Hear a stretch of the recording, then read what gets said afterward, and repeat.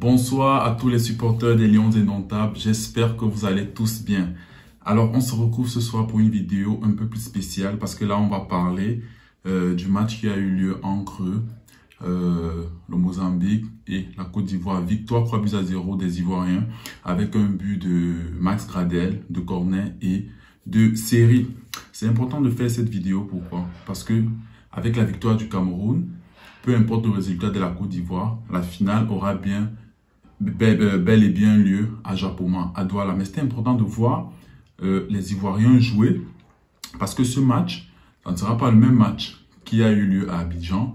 Il y a eu beaucoup de changements et c'est important de voir la physionomie de ce match, le signal que les Ivoiriens allaient envoyer aux Camerounais parce que les Camerounais étaient les premiers qui ont envoyé un signal avec leur match face au Malawi en gagnant 4-0. Et là, les Ivoiriens ont bien répondu aux Camerounais avec cette victoire de 3-0. C'est important de parler de ce match. Pourquoi? C'est la finale, on sait tous. C'est quelque chose qui est évoqué depuis la défaite des Camerounais face à la Côte d'Ivoire. Et là, c'est officiel, elle aura bel et bien lieu à Japoma. La Côte d'Ivoire reprend donc la tête de la poule avec 13 points et le Cameroun 12 points. Et il y a donc cette finale qui aura lieu à Japoma le 16 novembre. Une seule date les amis, le 16 novembre à Japoma. Cameroun, Côte d'Ivoire. Pour ne rien rater, abonnez-vous, activez la cloche et on se retrouvera ici pour faire le débrief de ce match. Donc on parle donc directement de ce match Mozambique, Côte d'Ivoire. Je vais essayer de dire ce que j'ai ressenti par rapport au jeu des Ivoiriens. Et je vais aussi, bien sûr, essayer de dire ce que je pense, comment les Camerounais peuvent jouer, parce que la finale est déjà lancée, par rapport à cette finale, pour essayer de se qualifier pour les barrages du mondial. Sincèrement, moi, ce que j'ai vu pendant ce match, je vais essayer d'être le plus objectif possible. Sincèrement, cette équipe de la Côte d'Ivoire, c'est une très bonne équipe. Ça, il ne faut pas essayer de le cacher. C'est une très bonne équipe qui met beaucoup d'intensité dans le jeu, beaucoup d'agressivité et qui a, je pense qu'ils ont un schéma de jeu déjà bien tracé.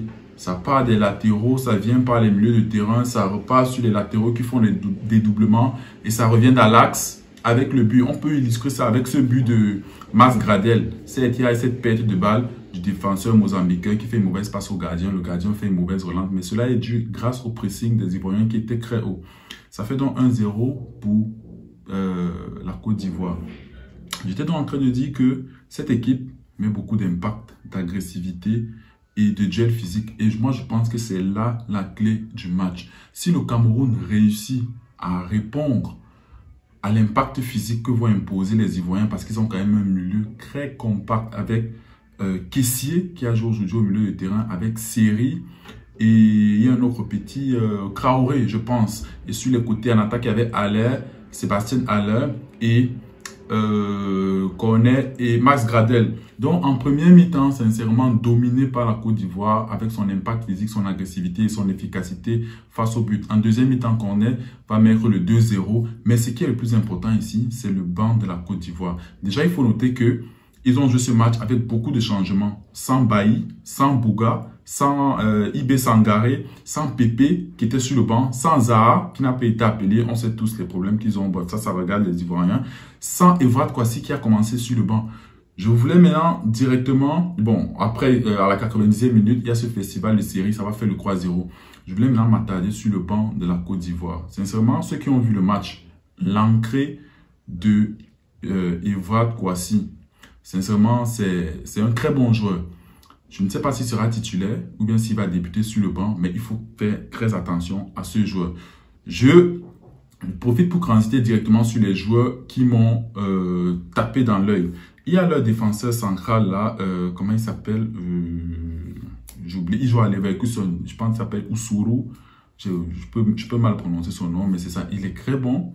Il y a Gervais Kouassi, lui on le connaît déjà, bon, ceux qui sont fans du football africain le connaissent. Kouassi, très bon joueur, sincèrement. Et Jean-Michel Seri, aujourd'hui, qui a fait un énorme travail au milieu de terrain. Moi, je pense que la bataille du milieu de terrain sera extrêmement importante. Chez nous, on sait qu'on a Zambo Anguissa. Je ne sais pas si Omgouet sera titulaire avec Ongla. Et de l'autre côté, c'est sûr déjà que Kessié sera titulaire, Seri sera titulaire, ça c'est sûr. Je ne sais pas si Ibe Sangara sera de retour. Et sur les côtés, ils ont vraiment des dynamiteurs sur les côtés. Ça, il faudra faire très attention.